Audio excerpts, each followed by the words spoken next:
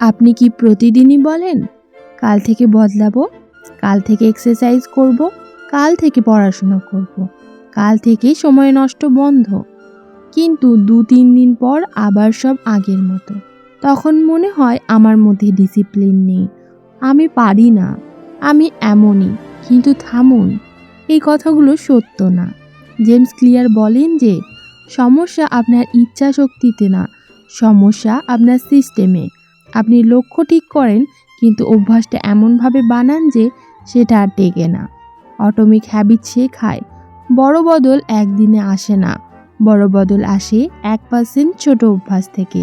আজ 1 পেজ, আজ 1 মিনিট, আজ শুধু শুরু করা। এই ছোট কাজগুলোই ধীরে ধীরে আপনাকে বদলায় না, শুধু আপনার পরিচয় বদলে দেয়। যদি আপনার অভ্যাস বারবার ভেঙে যায়, তাহলে অবশ্যই এই বইটা আপনার জন্যই। Atomic habits by James Clear. আজই শুনুন পুরো অডিও বুকটি মাইন্ড সামারি বাই স্বর্ণালীতে। অর্থাৎ আপনি অলস না, আপনার অভ্যাসটা শুধু ভুল জায়গায় বাধা রয়েছে।